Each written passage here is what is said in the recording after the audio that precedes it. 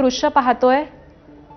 नागपुरातील पारडी भागामध्ये बिबट्याला पकडण्यासाठी वनविभागाकडून हे रेस्क्यू ऑपरेशन करण्यात येत आहे। रजत वशिष्ठ आपल्याला माहिती देत आहेत। रजत,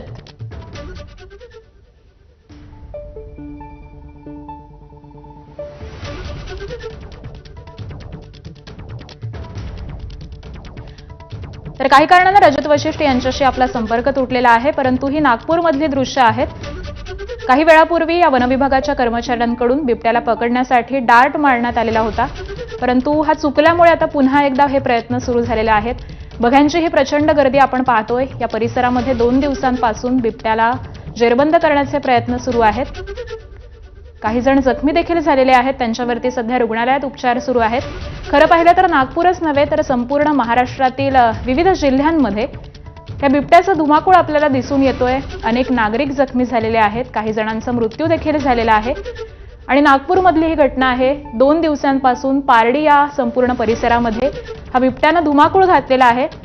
आणि पुन्हा एकदा आपण रजत वशिष्ठ यांच्याकडे जाऊयात। तिथे सध्या शर्थीचे प्रयत्न सुरू झालेले आहेत, माहिती जाणून घेऊयात। रजत, नक्कीच शर्थीचे प्रयत्न जे आहेत ते वन विभागाकडून केले जात आहेत आणि सध्या एक डार्ट मारण्याचा प्रयत्न जो आहे तो बिबट्याला वन विभागाच्या रेस्क्यू टीमने केला आहे, मात्र कदाचित त्यात यश आलेलं नाही। त्यामुळे दुसऱ्यांदा तो डार्ट मारण्याची तयारी जी आहे ती केली जात आहे।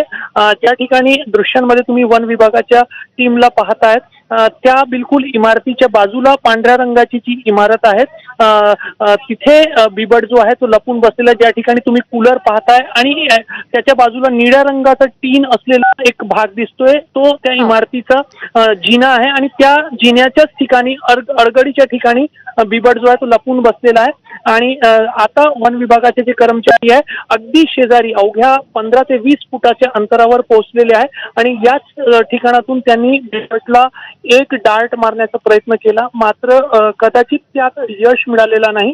त्यामुळे आता पुन्हा तयारी केली जात आहे। दुसऱ्या बाजूला जवळची जी इमारत आहे जिथे पोलीस निरीक्षक उभे आहेत, पोलिसांचं पथक उभं आहे, त्या ठिकाणातून पोलीस गेले 1 तास बिबटवर नजर ठेवून आहे आणि पोलिसांचं म्हणणं आहे की त्यांना तिथून तो बिबट दिसतोय आणि पोलिसांनी दिलेल्या सूचनेच्या अनुषंगाने वन विभागाचे रेस्क्यू टीमचे कर्मचारी पुढे सरसावले होते। त्यांनी एक डार्ट मारला होता, मात्र त्यात यश आला नाही आणि आता दुसऱ्या डार्ट मारण्याची जी तयारी जी आहे ती केली जात आहे आणि सध्या रेस्क्यू टीमचे कर्मचारी पोलिसांशी बोलून एक्झॅक्ट लोकेशन बिबटची आहे ती पाहण्याचा प्रयत्न करत आहे। सोबतच पोलीस आणि वन विभागाचे इतर कर्मचारी जे आहेत ते बिबट त्या ठिकाणातून निसटू नये यासाठी सर्व जे काही त्यांच्याकडचे सुरक्षेचे उपाय आहे ते घेऊन त्या ठिकाणी उभे आहेत। मात्र बघ्यांची जी गर्दी आहे ती अडचणीचं कारण ठरत आहे, कारण चारही बाजूंना इमारती आहेत, घरं आहेत, अगदी लागून घरं आहेत आणि प्रत्येक गच्चीवर प्रत्येक इमारतीवर शेकडोंच्या संख्येने लोक उभे आहेत आणि त्यांची उपस्थिती आणि त्यांचा जो आवाज आहे तो रेस्क्यू टीमसाठी एक अडचणीचं कारण ठरत आहे। कारण बिबट जो आहे तो अत्यंत एक आक्रमक प्राणी असला तरी लाजाळू असतो आणि त्यामुळे छोटासाही आवाज असला तर तो स्वतःच्या सुरक्षिततेसाठी लपून दडून बसतो आणि तीच स्थिती जी आहे ती सध्या नागपूरमध्ये पारडीमधील शिवनगर भागामध्ये निर्माण झालेली आहे। ज्या इमारतीमध्ये बिबट लपून बसलेला त्याच इमारतीमधील राहणाऱ्या काही जणांना आणि पाठीमागच्या गल्लीतील काही जणांना बिबटने आज सकाळी 6 वाजता जखमी केलं होतं।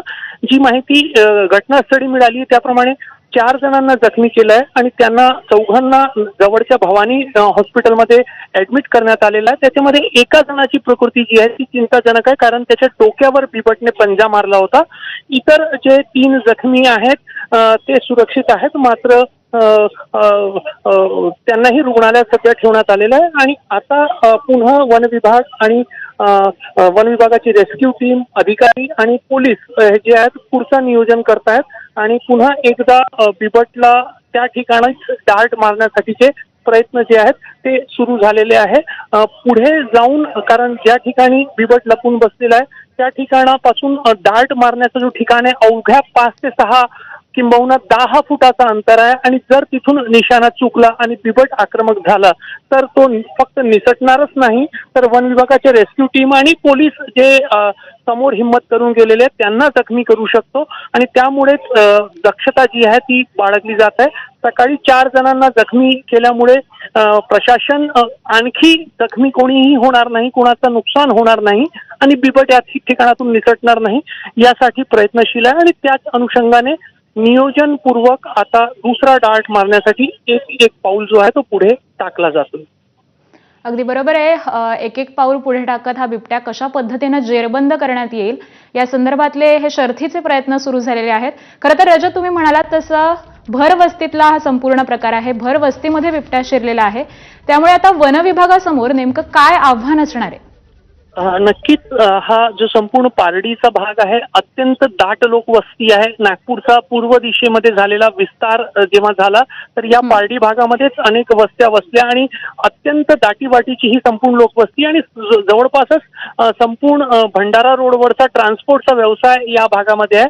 त्यामुळे या भागामध्ये बिबट कसं पोहोचला कारण बिबट साधारणपणे दाट लोकवस्तीमध्ये शिरत नाही मात्र या भागामध्ये पोहोचलाच नाही तर काही दिवसांपूर्वी भांडेवाडी परिसरामध्ये बिबट दाखल झाला होता. एका घरामध्ये लपून बसला होता आणि त्याच्यानंतर 2 दिवसापूर्वी कापशी परिसरामध्ये नाका नंबर 5 जवळ बिबट दिसून आला होता आणि आज कदाचित कापशीच्या नाका नंबर 5 जवळ जो बिबट दिसला होता तोच या ठिकाणी शिवनगरमध्ये शिरला आणि त्यांनी 4 लोकांना जखमी केले.